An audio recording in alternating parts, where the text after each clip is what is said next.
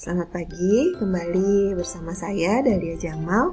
Izin untuk berbagi tentang salah satu fitur yang sangat bermanfaat dalam aplikasi Odoo, yaitu Automatic Reordering atau pengaturan minimal dan maksimal stok. Dalam bisnis yang semakin kompetitif, pengelolaan persediaan yang efisien menjadi kunci untuk menjaga kelancaran operasional dan memenuhi permintaan pelanggan. Di mana dengan menggunakan fitur Automatic Reordering ini, kita dapat memastikan bahwa stok barang selalu tersedia tanpa melakukan pemantauan secara manual. Hal ini tidak hanya menghemat waktu, tapi juga mengurangi risiko kehabisan stok ataupun overstock yang berdampak negatif pada cash flow perusahaan. Melalui video ini, saya akan coba memaparkan bagaimana cara mengatur parameter minimal dan maksimal stok, serta bagaimana Odoo secara otomatis membantu kita dalam proses pemesanan ulang.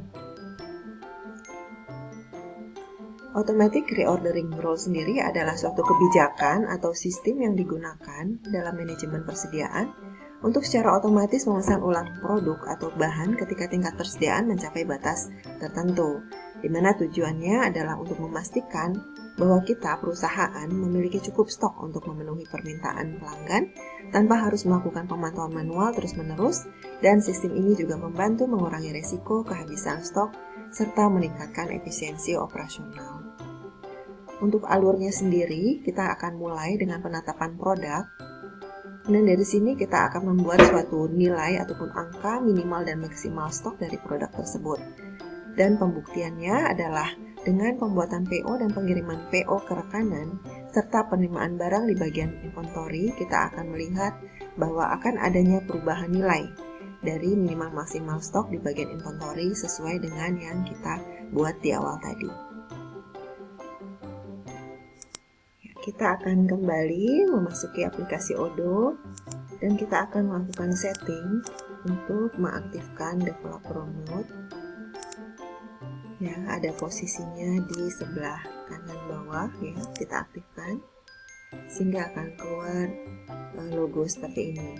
Nah, dari sini untuk masuk ke minimal maksimal stok, kita akan masuk ke bagian inventory.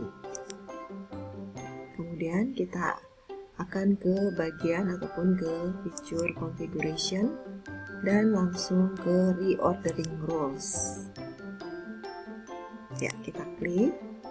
Di sini saya coba beberapa kali untuk membuat minimal maksimal stok ya. Di sini saya coba create baru, new.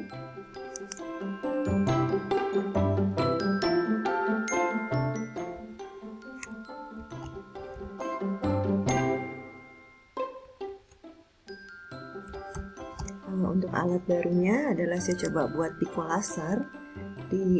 Tadi kita sudah buat database-nya ya untuk Bicolaser sendiri. Jadi di sini tidak ada stok di gudang maupun forecast ke depannya juga belum ada. Dari sini kita coba buat minimal kuantitinya adalah 2 item dan maksimalnya adalah 5 item. Ya. Di sini sebenarnya di sini sudah terbentuk ya, sudah terbentuk minimal dan maksimal stok. Nah, dari sini kita akan coba buktikan apakah ini akan bisa langsung masuk ke bagian PO. Ya, di sini kita akan klik. Nah, di sini kalau kita lihat di sini akan langsung terbentuk request for quotation sebanyak 5 unit dengan PO nomor 52. Ya.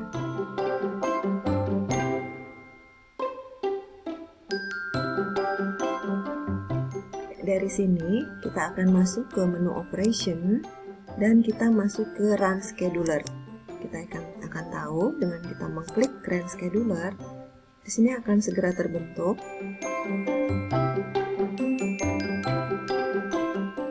ya, forecast 5 unit forecast perkiraan barang yang akan kita beli.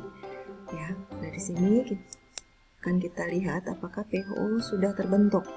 Ya, betul.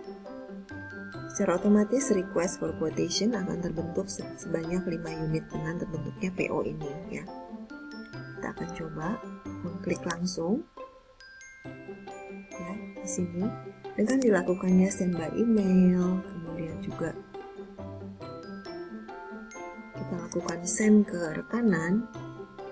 Nah, RFQ tadi, request for quotation tadi akan terbentuk, dan setelah kita confirm maka PO juga akan terbentuk dan terkirim ke rekanan.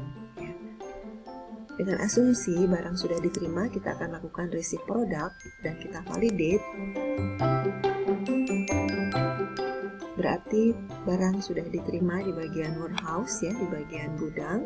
Kalau kita kembali lagi ke menu inventory tadi, di bagian pengaturan minimal maksimal stok, ya, di reordering rules, maka secara otomatis barang tersebut juga sudah kita terima, ya, on hand. Dengan demikian kita bisa buktikan, ya, bahwa memang aplikasi reordering ini melalui Odoo secara otomatis akan terbentuk PO dan juga akan secara otomatis juga akan diterima oleh bagian warehouse ataupun gudang saat penerimaan barang, ya. Jadi secara sistem juga diterima. Baik, demikian untuk materi tentang reordering rules ini. Semoga bermanfaat untuk teman-teman. Terima kasih.